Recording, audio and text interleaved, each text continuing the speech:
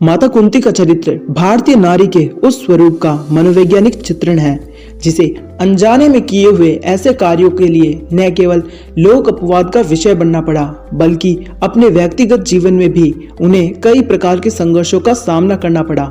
एक राजपुत्री होते हुए भी उन्हें कोई भी सुख प्राप्त नहीं हुआ जिसकी वह अधिकारिणी थी। सांसारिक मोह माया के संसार को त्याग कर अग्नि समाधि लेना उनके सांसारिक जीवन दर्शन को प्रकट करता है। शक्तिशाली पांडवों की माता होकर भी वह कई स्थानों पर स्वयं को असहाय मानती थी।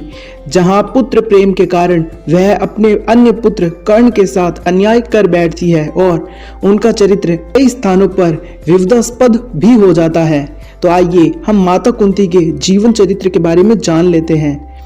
वीडियो को लाइक कर दो और चैनल को सब्सक्राइब कर दो। अरे भैया, आप ऐसे इतना प्यार से बोलोगे तो ये लाइक भी नहीं करेंगे और सब्सक्राइब भी नहीं करेंगे। ये तो उन्हीं को लाइक करते हैं ना जो इनको माँ की कसम देते हैं और फोन की कसम देते हैं। अरे नहीं छोटू, ऐसी कोई बात नहीं है। ये लोग बहुत ही अच्छे हैं, मुझे पता है। वीडियो को लाइक भी करेंगे और चैनल को सब्सक्राइब भी करेंगे।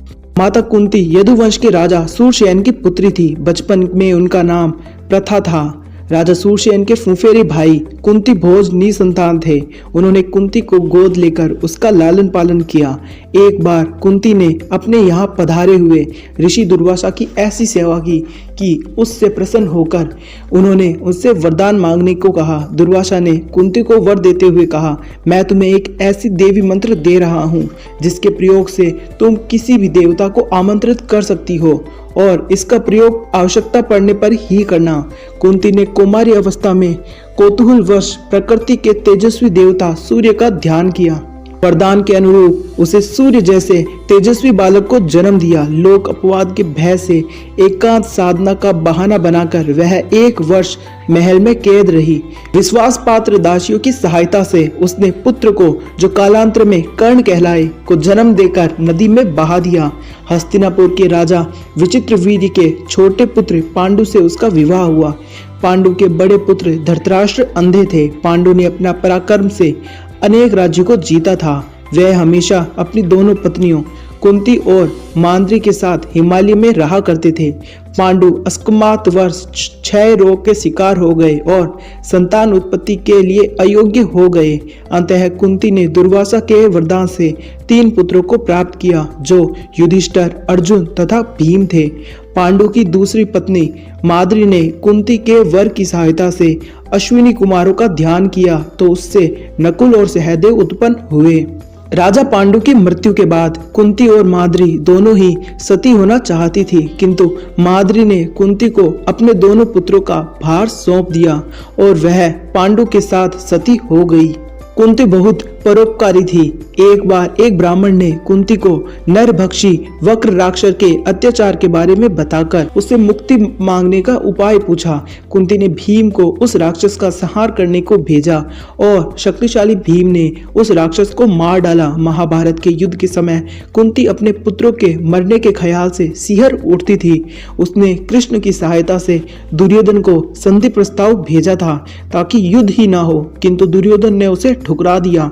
कुंती ने राज्य छीन जाने, जूहे में हारने और अपने पुत्र कर्ण के अपमान को, कुलशील बहू द्रौपदी के अपमान को झेलने का कष्ट भी सहा।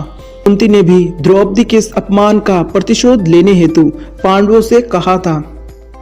कुंती ने भी द्रौपदी के अपमान का प्रतिशोध लेने हेतु पांडवों को कहा था। कौरवों द्वारा लाक्षागृह में आग लगाए जाने पर किसी तरह उसने खुद को तथा अपने 5 पांडवों को जान बचाई थी। कुंती ने अनजाने में ही अपनी बहू द्रौपदी को 5 पांडवों की पत्नी बनने का वचन से बांध दिया था। कुंती पुत्र होकर भी कर्ण जीवन भर लोक निंदा के भय से अपमान और दुख सहता रहा। अपने पुत्र कर्ण की अपमानजनक दशा को देखकर कुंती भी बहुत रोती थी। लोक निंदा के भय से उसने जन्मजात कवच और सोने का कुंडल धारण किए हुए कर्ण को अंत तक अपना पुत्र न कह पाने की पीड़ा भी झेली थी। कर्ण के समक्ष 5 पांडव की प्राण रक्षा की भीख मांगकर अपने पुत्रों के प्रति अपने स्नेह को भी प्रकट किया।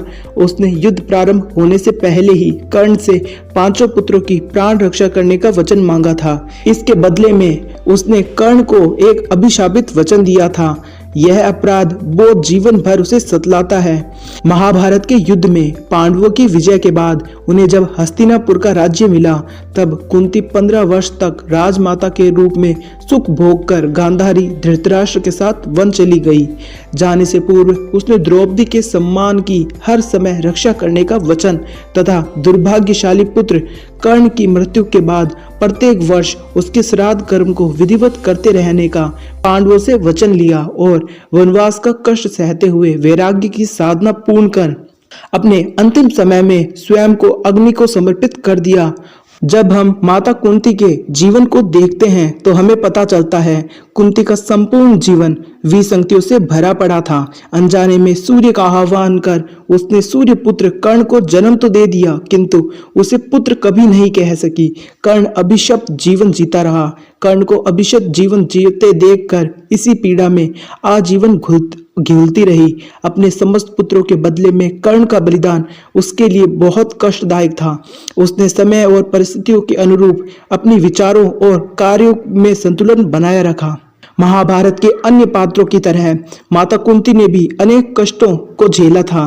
हमें आशा है कि आज का वीडियो आपको पसंद आया होगा, और हाँ, आप भी अगर कर्ण के पूर्व जन्म से जुड़ी कहानी जानना चाहते हैं तो हमारे चैनल पर जरूर एक बार ढूंढे, या फिर मैं कमेंट बॉक्स में उसे पिन कर दूंगा, तो वहां से आप उसे देख सकते हैं। तो वीडियो को पसंद आने पर इसे लाइक कर दें और साथ ही चैनल को सब्सक्राइब कर दें ताकि ऐसे ही वीडियो के नोटिफिकेशंस आपको मिलते रहें।